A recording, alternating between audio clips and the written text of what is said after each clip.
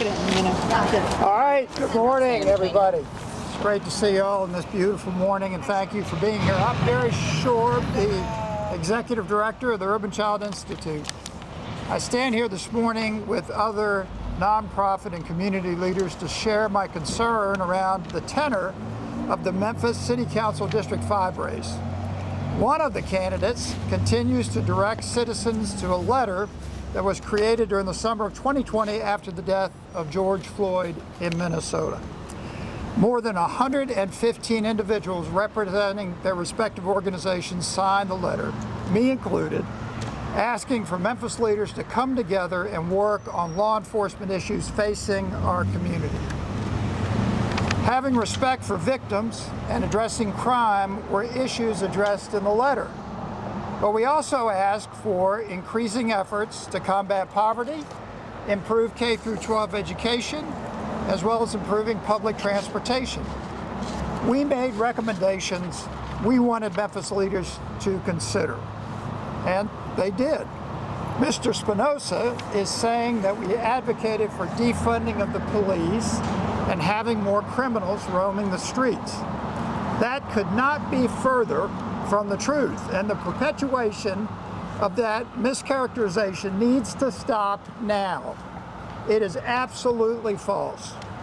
I've lived in this community for over 40 years, led major healthcare organizations, 2 of them, worked closely with other leaders of industry, and have always focused on uplifting Memphis for all the people who live in our community.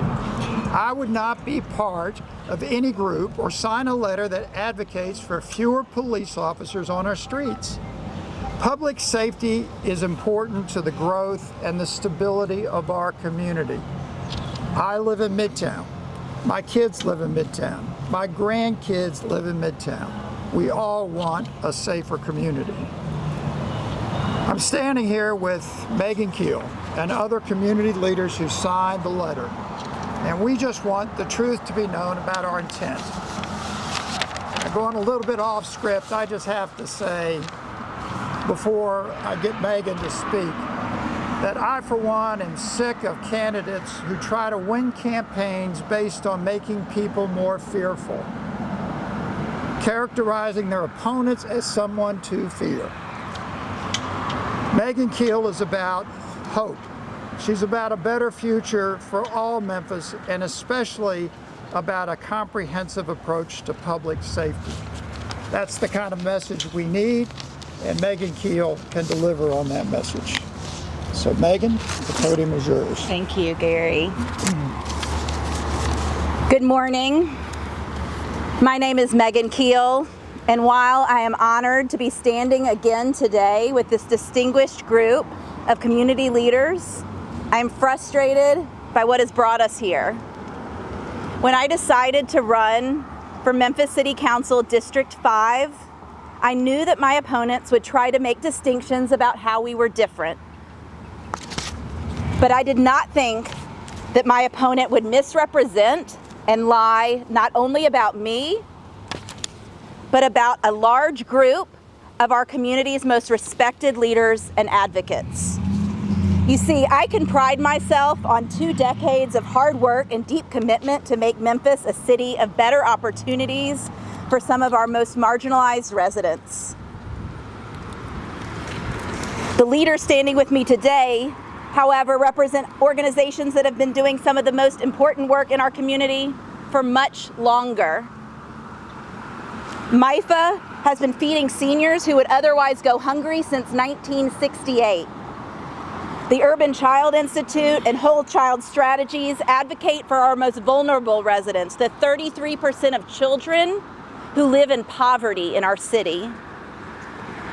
So when my opponent wants to resort to a smear campaign against me, using a letter that over 100 of the city's most committed leaders signed in 2020 as his proof, he chose the wrong target. The group of people with me today and those who are listed on the letter are some of the most consistent, the most respected people in the fight for a safer, more healthy and thriving Memphis. While Mr. Spinoza is stoking fear and division, these leaders, including myself, want to promote hope for our collective future and the hard work and collaboration that it will take to get us there. While Mr. Spinoza might stand with a group who uses their elected office to get access to other jobs for themselves or contracts for their friends, I am proud to stand with organizations listed in this letter. 100 Black Men, an organization that mentors young Black men in our community filling a dire need. The Collective Blueprint, who is tackling the challenge of 45,000 young people in Memphis who are out of school and out of work. And the many other nonprofits that work every day to make our community a better place to live. The leaders of the organizations who signed the letter my opponent continues to use know the hard work of being a community leader in Memphis, and that collaboration and building consensus is the key to moving forward. My opponent should take a lesson from this group of committed leaders rather than taking pot shots and sowing division. Thank you.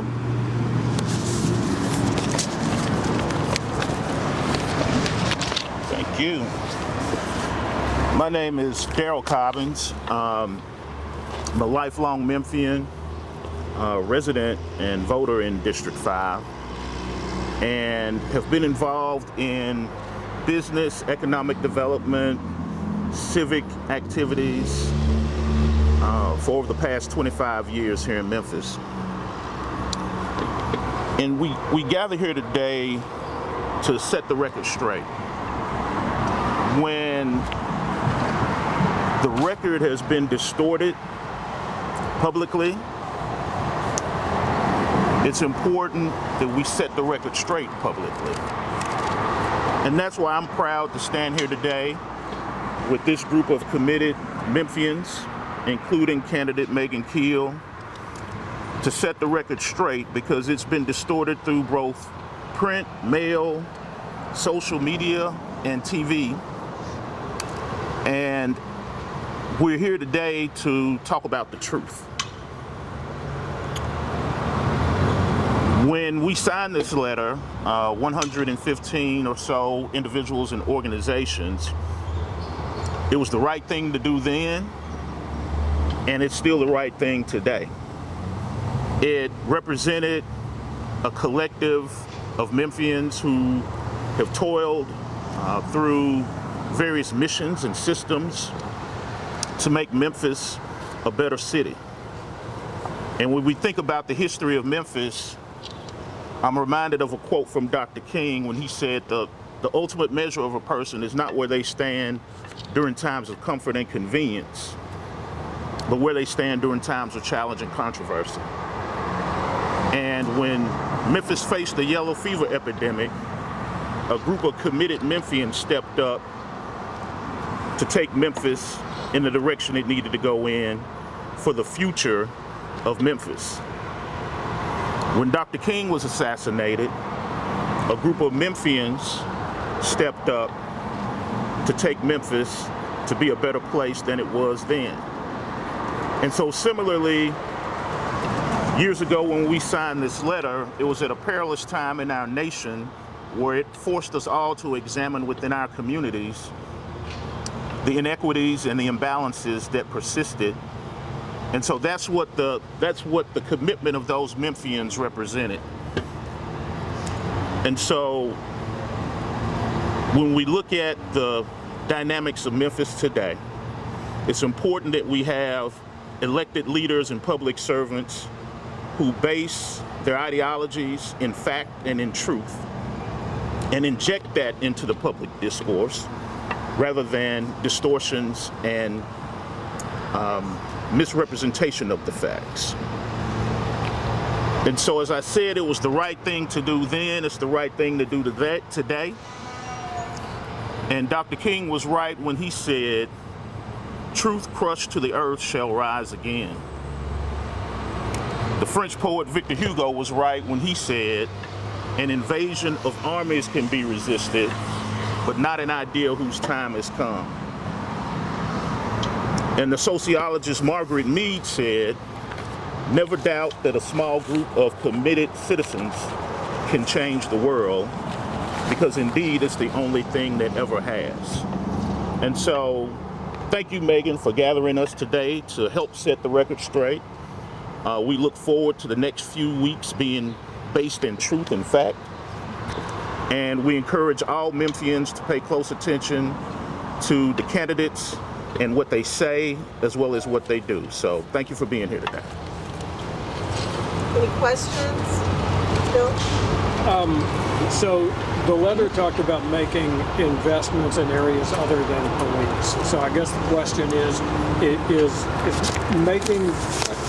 are those investments the same as what some people call defunded?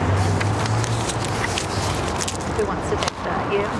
Yeah, Bill, I'll take that one. So the investments that we were talking about are mental health services, intervention strategies. Memphis Allies at Youth Villages being a great example of what can really be effective in dealing with violent offenders and trying to get them on a different path. That's the kind of work we need. That's what's going to make a difference. It's not arresting everybody. Some people need to be arrested, don't get me wrong. But a lot of people can be rehabilitated. So those are the type of resources that need to be provided. And I would add that it's never been a call for taking away funds. It's about making sure that the funds are in the place where the police can actually protect and serve our community. Our community can thrive. Like Gary mentioned, we have a CARE team, C-A-R-E, team in our police force that is calling out, the officers in that are calling out for more funding because there's only one team. And this is the team where there is a CIT trained police officer, there is a social worker from Alliance Health Services, and there is a first responder, an EMT. And they go together and address these issues so that we're taking things off of the plate of police officers. I'm a former educator. I know that everyone looks to teachers and says, oh, teachers need to do this and this and this. We can't do everything. We can't be the nurses. We can't be the social workers. We can't do all of the things. Same thing with police. We want police to focus on crime. We don't need police. We want more let's put more money for the PST officers who can take care of traffic. So we don't need our officers writing up tickets, going to wrecks. That's what we're talking about. We're talking about being smart about our solutions to crime.